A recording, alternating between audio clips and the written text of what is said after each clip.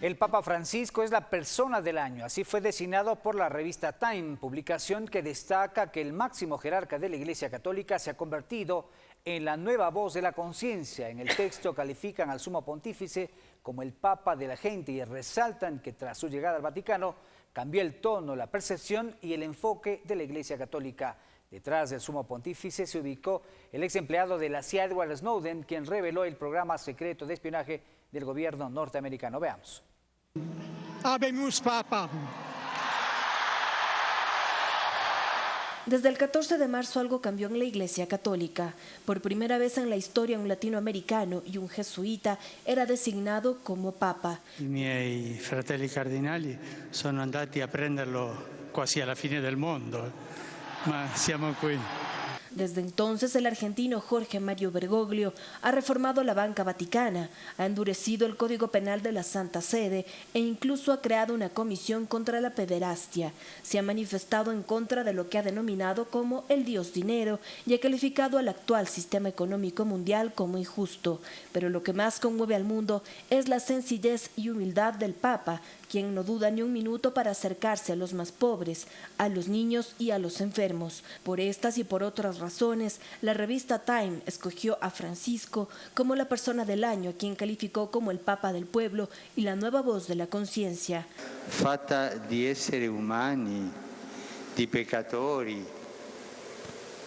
uomini peccatori, donne peccatori, sacerdoti peccatori, suore peccatori, vescovi peccatori, cardenali peccatori, papa peccatori, tutto.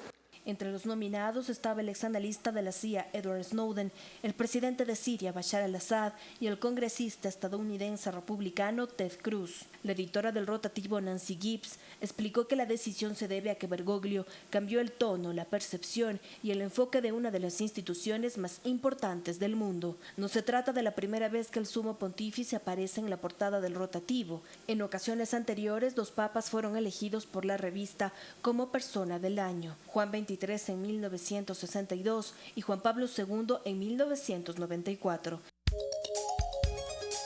Bueno, y según esta publicación dice que el Papa Francisco se ha convertido en la nueva voz de la conciencia. ¿Qué opina usted, padre?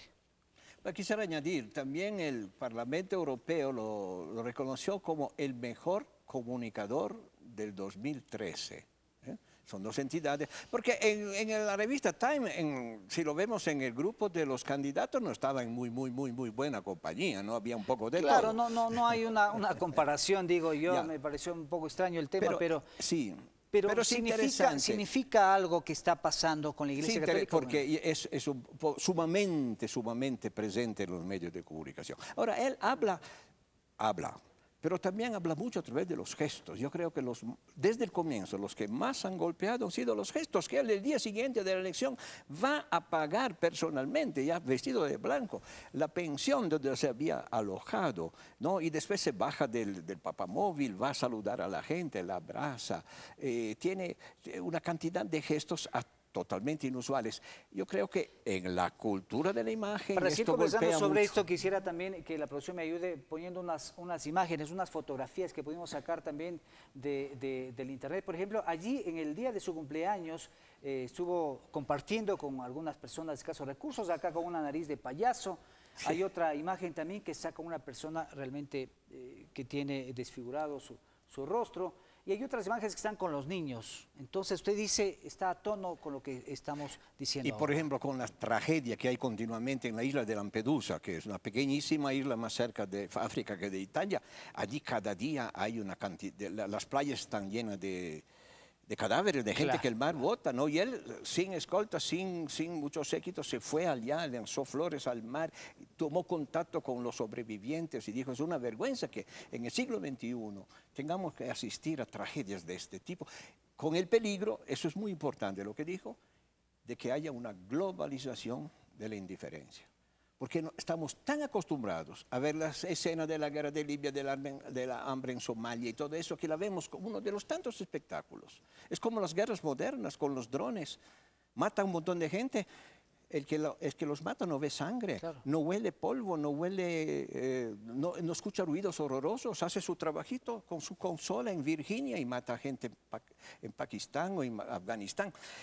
El peligro que todo eso ya no nos conmueva, hace parte del gran circo del mundo que continuamente nos pasa delante de los Y que ojos. lo vemos en ese Lo instante, en vemos ese mientras momento, en vivo y en cenamos directo. después vamos a dormir tranquilos. El Papa dice, es un terrible... Entonces, perdemos la humanidad.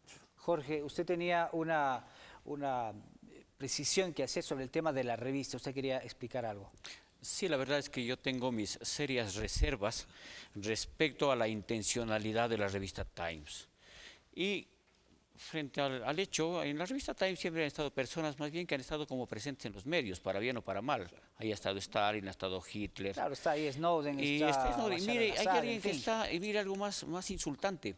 Está la señorita Miley Cyrus, Claro, aquella, Miley Cyrus, claro. aquella muchacha que como gran novedad se desnuda y saca la lengua. Claro, y era una niña Y era una niña que simplemente se desnuda y hace gestos. cantaba, en fin, claro. Y ella como personaje del año, como candidata frente a otros personajes, me parece que... ¿Qué significa eso? ¿Qué la se puede leer allí? intencionalidad, yo diría que lo que Times, al rescatar la simpatía, el tono, la apariencia de Papa Francisco, de alguna manera lo que intenta es poner en términos de farándula un trabajo serio y trascendente para el mundo. Y eso yo lo rechazo de este tipo de medios que al servicio del conservadurismo norteamericano lo que trata es de manipular y de controlar a los actores que están tomando decisiones importantes.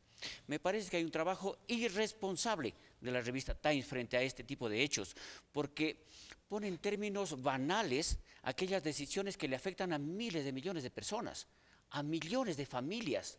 Y entonces se lo pone como el popstar setentene, es decir, un hombre de 70 años que trabaja como popstar. No, señor, el trabajo del Papa es vincular a la gente para que seamos más solidarios, para que nos acerquemos a Dios, para que construyamos un mundo mejor. Y entonces me parece que este tipo de acciones de Times, mire, y que no es la primera vez que sucede, la derecha del mundo tiene métodos para controlar a aquellos líderes que de algún momento son peligrosos.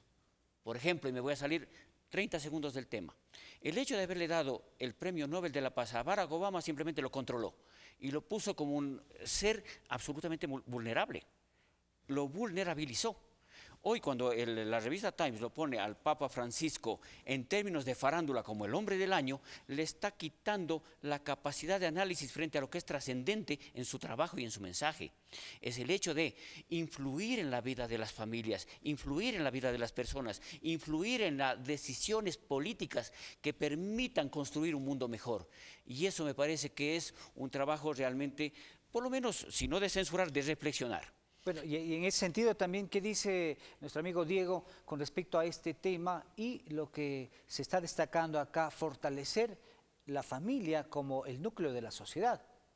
Yo respeto mucho la opinión de Jorge y veo que hay un punto muy importante ahí, pero tal vez como yo entendí esta nominación del Papa, y creo que el gran mensaje del Papa es la coherencia con la que él vive, no únicamente esa coherencia de misericordia, de humildad, sino creo que también las decisiones radicales que ha tomado dentro de la Iglesia, decisiones de desvincular a gente importante, de desvincular poderes dentro de la Iglesia, y creo que todo eso le da una coherencia, y para mí yo lo que veo es que el Papa está generando una imagen de autoridad de una persona en quien su accionar le da la autoridad para llegar a ser una persona que está teniendo una presencia y una influencia en el mundo, ¿no?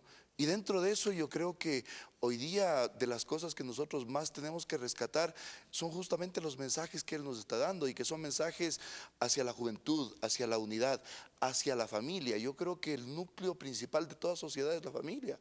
Ahí está la base de los valores, pues. Ahí está la base de los valores y creo que por ahí es por donde más bien este mundo moderno nos está debilitando. Y más bien creo que es ahí donde debemos nosotros actuar y comenzar a generar nuevamente la importancia que pueden tener los valores sobre la vida. Sí, tal vez lo que decía el padre, es decir, tengamos cuidado de ver como con indiferencia y de acostumbrarnos a ver el mundo de hoy. Tal vez acostumbrémonos a cuestionarnos las cosas que pasan y que muchas veces no pasan muy lejano de nuestros ojos, que están enfrente nuestro y que a veces necesitamos verlos para poder reaccionar. Muy bien. Ahora queremos decir que en un acto de humildad y sencillez, el Papa Francisco realizó la ceremonia de lavatorio de pies a 12 presos en una cárcel romana el Jueves Santo, imitando a lo hecho por Jesús con los 12 apóstoles. Veamos.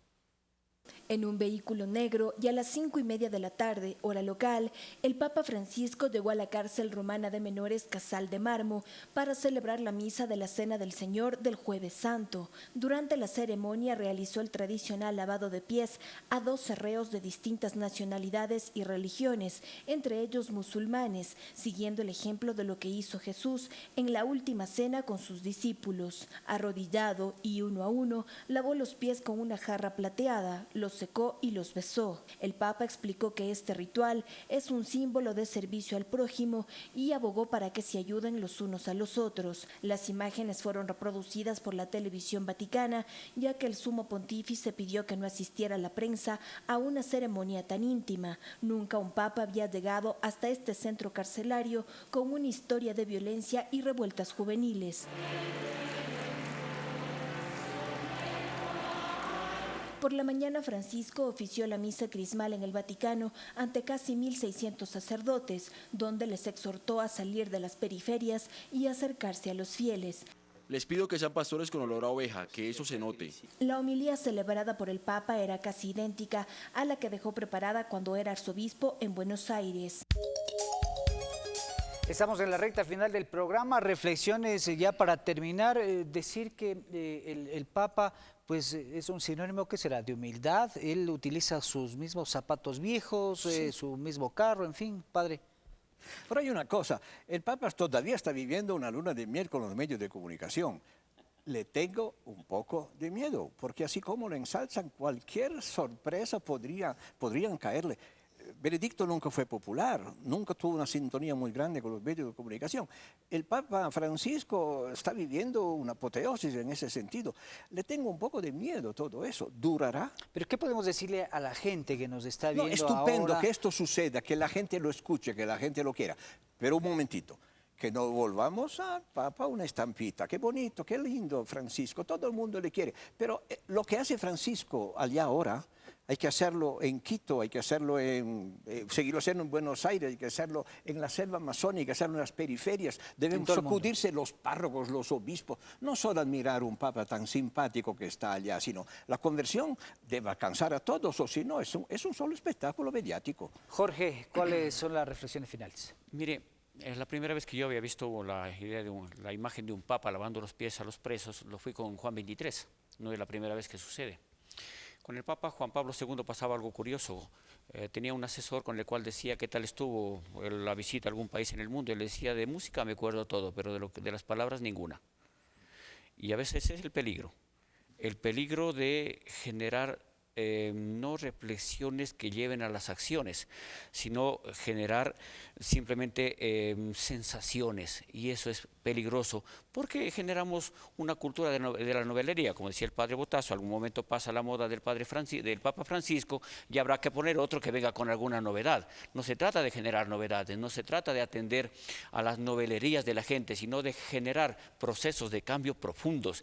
Y mire, y quisiera finalizar celebrando lo que el Papa Francisco hace, porque me recuerda a muchísimos de los sacerdotes de Latinoamérica.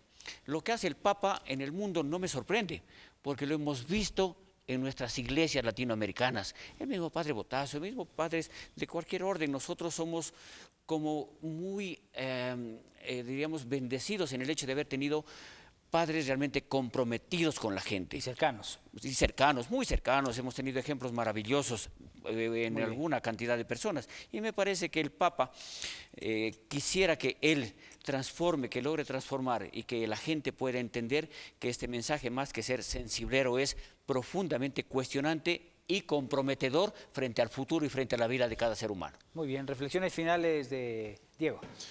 Gracias. Sí, yo creo que el Papa de alguna manera lo que nos está dejando son mensajes, son símbolos, pero yo creo que la labor está en nosotros. Yo creo que es de alguna manera pasarnos la posta para que los que sigamos construyendo esa iglesia que Él nos está dando las luces, los caminos, seamos nosotros, porque la iglesia somos nosotros, ¿no? Yo creo que muchas veces depositar toda la responsabilidad sobre un papa, sobre un obispo, sobre un sacerdote, me parece una irresponsabilidad. Yo creo que somos nosotros los que tenemos que asumir la responsabilidad de la iglesia. Muy amable, gracias por comparecer a todos a este espacio. Predicar con el ejemplo puede ser el mensaje final del programa en esta época donde las muestras de solidaridad deben estar más presentes que nunca. Con estas reflexiones queda claro también que la familia es y seguirá siendo el núcleo de la sociedad y la base de los valores. Una feliz Navidad y hasta la próxima.